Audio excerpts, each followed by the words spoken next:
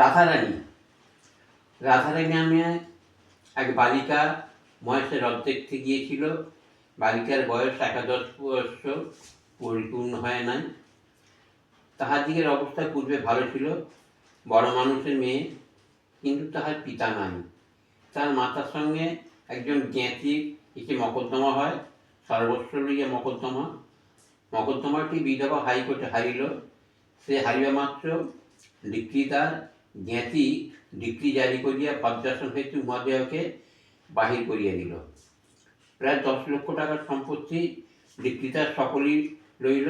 খরচা ও 80 লাখ দিতে নগদ যাহা ছিল তাহাও গেল।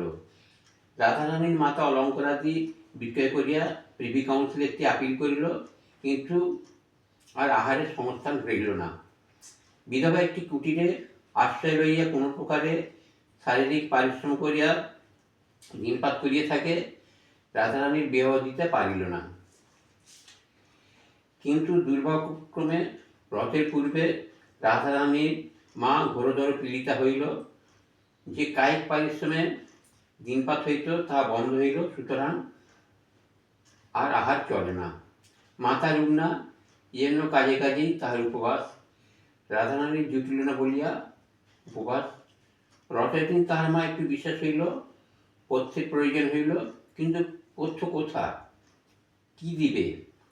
রাধারানী কাঁদিতে কাঁদিতে কতগুলি বন ফুল তুলিয়া তার মালা গাঁথিল। মনে করিল যে এই মালা রথের হাটে বিক্রি করিয়া 2-1 পয়সা লইবে, তাহা কি মার পথ্য হইবে। কিন্তু রথের টান অর্ধেক হইতে না হইতে বড় বৃষ্টি আরম্ভ হইল। বৃষ্টি দেখিয়া লোক সকল ভাঙিয়া গেল, মালা কেউ কিনিল না। রাধারানী মনে করিল যে আমি একটু না হয় ভিজিলাম, বৃষ্টি থামিলেই আবার লোক জমিবে। কিন্তু বৃষ্টি আর থামিল না, লোক আর জমিল না। সন্ধ্যা হইল, রাত্রি হইল, বড় অন্ধকার হইল। অগত্যা রাধারানী কাঁদিতে কাঁদিতে ফিরিল। অন্ধকার পথ কর্দমময়, পিচ্ছিল কিছুই দেখা যায় না, তাতে মুষলধারে শ্রাবণের ধারা বর্ষিতেছিল। মাতার অন্নভাব মনে করিয়া তদপেক্ষা রাধারানীর চক্ষু বাড়ি বর্ষণ করিতেছিল। রাধারানী কাঁদিতে কাঁদিতে আষাঢ় খাইতেছিল, কাঁদিতে কাঁদিতে উঠিতেছিল, আবার কাঁদিতে কাঁদিতে আষাঢ় খাইতেছিল। 2 গণ্ড বিলম্বী ঘন কৃষ্ণ কলা কবলি বহিয়া বৃষ্টির জল পড়িয়া ভাসিয়া যাইতেছিল। তথাপি রাধারানী সেই 1 পয়সার বনফুলের মালা বুকে করিয়া রাখিয়াছিল, ফেলে নাই। এমত সময় অন্ধকারে অকস্মাৎ কি আসিয়া রাধারানীর ঘাড়ের উপর পড়িল। রাধারানী এতক্ষণে উচ্চৈশ্বরে কাঁদিয়া ডাকে নাই, এক্ষণে উচ্চৈশ্বরে কাঁদিল। যে ঘাড়ের উপর বসিয়া পড়িয়াছিল সে বলিল, কে গা তুমি কাঁদো? পুরুষ মানুষের গলা, কিন্তু কণ্ঠ শুনি না। রাধারানীর রোদন বন্ধ হইল। রাধারানী চেনা লোক নয়, কিন্তু বড় দয়ালু লোকের কথা। রাধারানীর ক্ষুদ্র বুদ্ধিটুকুতে ইহাই বুঝিতে পারিল। রাধারানীর রোদন বন্ধ করিয়া বলিল, আমি দুঃখী লোকের মেয়ে, আমার কেহ নাই, কেবল মা আছে। সে পুরুষ বলিল, তুমি কোথায় গিয়েছিলে? রাধারানী কহিল, আমি রথ দেখিতে গিয়েছিলাম, বাড়ি যাইও অন্ধকারে, বৃষ্টিতে পথ পাইতেছি না। পুরুষ বলিল, তোমার বাড়ি কোথায়? রাধারানী বলিল, শ্রীরামপুর। সে বলিল, আমার সঙ্গে আইসো, আমিও শ্রীরামপুর যাইব। চলো, কোনো পাড়ায় তোমার বাড়ি, তাহা আমাকে বলিয়া দিও, আমি তোমাকে বাড়ি রাখিয়া আসতেছি। বড় পিছল, তুমি আমার হাত ধর, নইলে পড়িয়া যাইবে। এইরূপে সে ব্যক্তি রাধারানীকে লইয়া চলিল। অন্ধকারে সে রাধারানীর বয়স অনুমান করিতে পারে নাই, কিন্তু কতস্বরে বুঝিয়াছিল যে রাধারানী বড় বালিকা। এখন রাধারানী তাহার হাত ধরায় হস্তস্পর্শে জানিল রাধারানী বড় বালিকা। তখন সে জিজ্ঞাসা করিল, তোমার বয়স কত? রাধা বলিল, 10-11 বছর। তোমার নাম কি? রাধা কহিল, রাধারানী। হ্যাঁ রাধারানী, তুমি ছেলে মানুষ, একলা রথ দেখিতে গিয়েছিলে কেন? তখন সে কথায় কথায় মিষ্ট মিষ্ট কথাগুলি বলিয়া সেই 1 পয়সার বনফুলের মালার সকল কথাই বাইর করিয়া লইল। শুনিল যে মাতার পথ্যের জন্য বালিকা এই মালা গাঁথিয়া রথ হাটে বেচিতে গিয়েছিল, রথ দেখিতে যায় নাই। সে মালাও বিক্রয় হয় নাই। এক্ষণেও বালিকার হৃদয়ের মধ্যে লুকায়িত আছে। তখন সে বলিল, আমি একছড়া মালা খুঁজিতেছিলাম, আমাদের বাড়িতে ঠাকুর আছেন, তাহাকে পরাইব। রথের হাট শীঘ্র ভাঙিয়া গেল, আমি তাই মালা কিনতে পারি নাই। তুমি মালা বেচো, তো আমি কিনি। রাধারানীর আনন্দ হইল, কিন্তু মনে ভাবিল, যে আমাকে এত যত্ন করে হাত ধরিয়া এই অন্ধকারে বাড়ি লইয়া যাইতেছে, তার কাছে দাম লইব কী প্রকারে? তাহলে আমার মা খেতে পাবে না, তা নেই। এই ভাবিয়া রাধারানী মালা সমবিবাহীকে দিল। সমবিবাহী বলিল, ইয়ার দাম 4 পয়সা, এই লও। সমবিবাহী এই বলিয়া মূল্য ছিল। রাধারানী বলিল, এ কি পয়সা, এই যে বড় বড় ঠেকছে, ডবল পয়সা।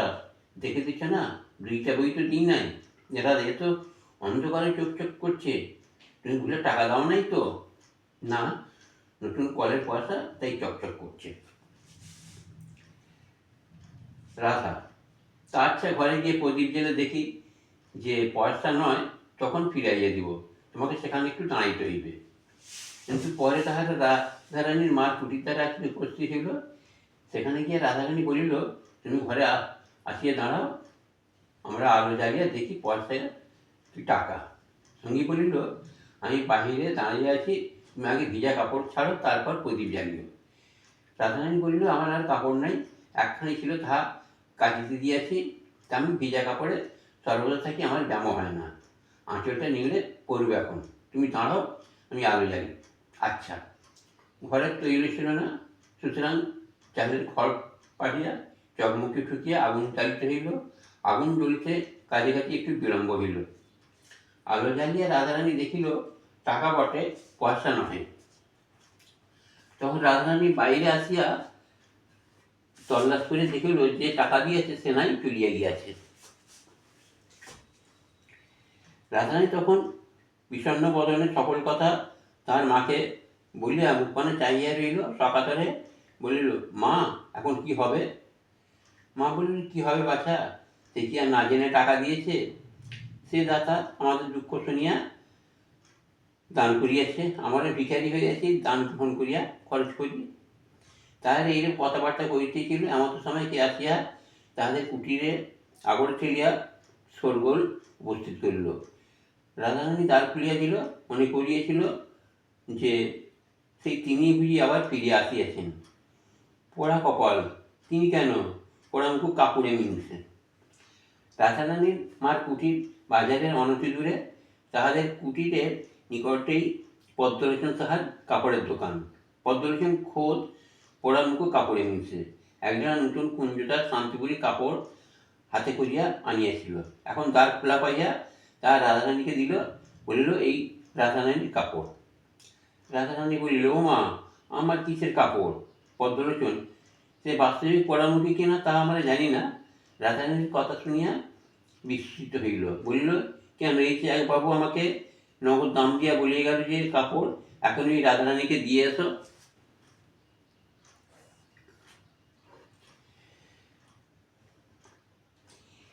রাধারানী তখন বলল, ও মা, সেই গো, সেই, তিনি কাপড় কিনে পাঠিয়ে দিয়েছেন। হ্যাঁ গা পদ্মলোচন। রাধারানীর পিতার সময়ে পদ্মলোচন তাহাদের কাছে সুপরিচিত। অনেকবারই ইঁহাদেরকে নিকট যখন সুদিন ছিল, তখন 4 টাকার কাপড় শপথ করিয়া 8 টাকা 12.5 আনা আর 2 আনা মুনাফা লইতেন। হ্যাঁ পদ্মলোচন বলি, সে বাবুটিকে চেনো? পদ্মলোচন বলিল, তোমরা চেনো না? রাধারানী, না। পদ্মলোচন বলিল, আমি বলি, তোমাদের কুটুম্ব, আমি চিনি না। যাই হোক, পদ্মলোচন 4 টাকার কাপড় আর মার মুনাফায় 8 টাকা 14.5 আনা বিক্রয় করিয়াছিলেন। আর অধিক কথা কহিবার প্রয়োজন নাই বিবেচনা করিয়া প্রসন্ন মনে দোকানে ফিরিয়া গেলেন। এদিকে রাধারানী প্রাপ্ত টাকা ভাঙাইয়া মার পথ্যের উদ্যোগ করিতে বাজারে গেল। বাজার করিয়া তৈল আনিয়া প্রদীপ জ্বালিল, মার জন্য যৎকিঞ্চিৎ রন্ধন করিল, স্থান পরিষ্কার করিয়া মাকে অন্ন দিবে, এই অভিপ্রায়ে ঘর ঝাড়াইতে লাগিল। ঝাড়াইতে একখানা কাগজ কুড়াইয়া পাইল, হাতে করিয়া তুলিয়া দেখিল, এ কি মা? মা দেখেই বলিল, একখানা নোট। রাধারানী বলিল, তবে তিনি ফেলিয়া গিয়েছেন? মা বলিলেন, হ্যাঁ, তোমাকে দিয়া গিয়েছেন, দেখো তোমার নাম লেখা। রাধারানী বড় ঘরের মেয়ে, একটু অক্ষর পরিচয় ছিল, সে পড়িয়া দেখিল তাই বটে লেখা আছে, রাধারানী, হ্যাঁ মা, আমার লোক কে মা? মা বলিলেন, তার নামও নোটে লেখা আছে, পাশে কেউ চোর নোট বলে, এই জন্য লিখিয়া দিয়ে গিয়েছেন। তার নাম রুক্মিণী কুমার রায়।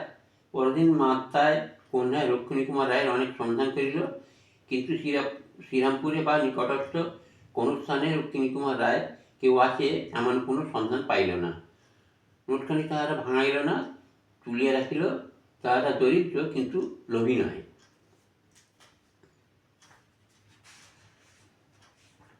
রাধারানীর মাথা পথ্য করিলেন বটে, কিন্তু সে রোগ হইতে মুক্তি পাওয়া তাঁর অদৃষ্টে ছিল না। তিনি অতিশয় ধনী ছিলেন, এখন দুঃখিনী হইয়াছিলেন। এই শারীরিক এবং মানসিক জীবিত কষ্ট তাঁর সহ্য হইল না। রোগ ক্রমে বৃদ্ধি পাইয়া তাঁর শেষকাল উপস্থিত হইল।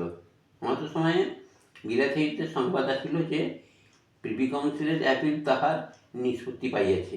তিনি আপন সম্পত্তি পুনর্প্রাপ্ত হইবেন, 80,000 টাকা ফেরত পাইবেন এবং 3 আদালতের খরচা পাইবেন। কামাক্ষানাথবাবু তাহার পক্ষে হাইকোর্টের উকিল ছিলেন। তিনি স্বয়ং এই সংবাদ লইয়া রাধারানী মাতার কুটির উপস্থিত হইলেন। সংবাদ শুনিয়া রুগ্নার অবিরত নয়নাশ্রু পড়িতে লাগিল।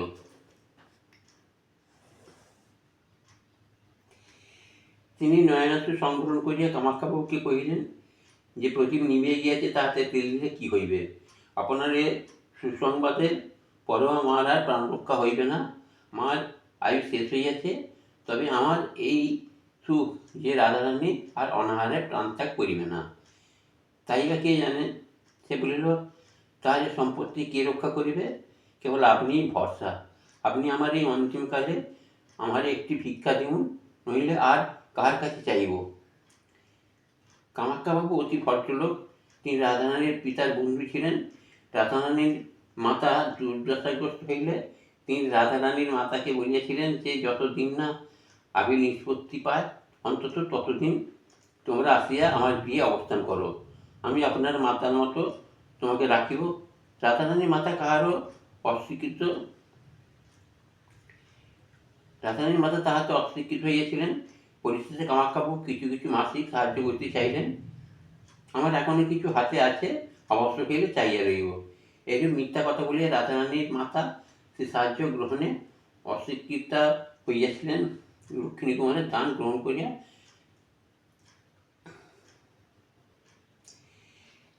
কামাক্ষাবাবু এতদিন বুঝিতে পারেন নাই যে তাহারা এরূপ দুর্দশাগ্রস্ত হইয়াছেন। দশা দেখিয়া কামাক্ষাবাবু অত্যন্ত কাতর হইলেন। আবার রাধারানীর মাতা যুক্ত করে তাহার কাছে ভিক্ষা চাইতেছেন দেখিয়া আরও কাতর হইতে বলিলেন, আপনি আজ্ঞা করুন, আমি কি করিব? আপনার যাহা প্রয়োজনীয় আমি তাহাই করিব।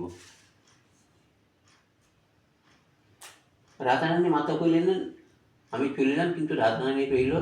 এক্ষণে আদালত হইতে আমার শ্বশুরের যথার্থ উইল সিদ্ধ হইয়াছে। অতএব রাধারানী একা সমস্ত সম্পত্তির অধিকারিণী হইলে আপনি তাহাকে দেখিবেন, আপনার কন্যার ন্যায় তাহাকে রক্ষা করিবেন, এই আমার ভিক্ষা। আপনি এই কথা স্বীকার করলেন, আমি সুখে মরিতে পারি। কামাক্ষাবাবু বলিলেন, আমি আপনার নিকট শপথ করিতেছি, আমি রাধারানীকে আপন কন্যার অধিক যত্ন করিব। আমি কায়মনোবাক্যে এই কথা কহিলাম, আপনি বিশ্বাস করুন। তিনি মুমূর্ষু, তিনি কামাক্ষাবাবুর চোখে জল দেখিয়া তার কথা বিশ্বাস করিলেন। তাঁর সেই শীর্ণ শুষ্ক অধরে একটু আহ্লাদের হাসি দেখা দিল।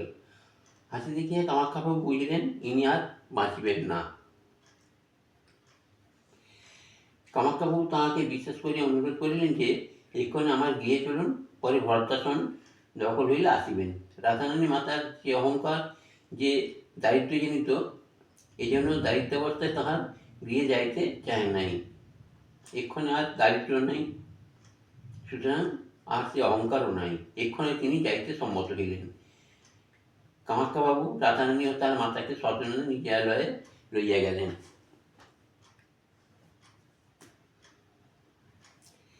কালেক্টর সাহেব রাধারানীর সম্পত্তি কোড অফ ওয়ার্ডসের অধীনে আনিবার জন্য যত্ন পাইলেন, কিন্তু কামাক্ষাবাবু বিবেচনা করিলেন, আমি রাধারানীর জন্য যতদূর করিব সরকারি কর্মচারীগণ তদদূর করিবে না। কামাখ্যাবাবুর কৌশলে কালেক্টর সাহেব নিরন্তর হইলেন। কামাখ্যাবাবু স্বয়ং রাধারানীর সম্পত্তির তত্ত্বাবধান করিতে লাগিলেন।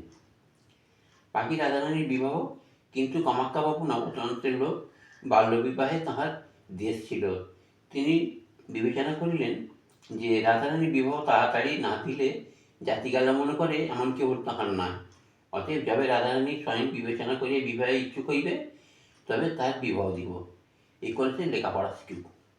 এই ভাবিয়া কামাখ্যাবাবু রাধারানীর বিবাহে কোনো উদ্যোগ না করিয়া তাহাকে উত্তম রূপে সুশিক্ষিত করাইলেন। বন্ধুগণ, আজকে এই পর্যন্ত থাক, অন্যদিন বাকি অংশ।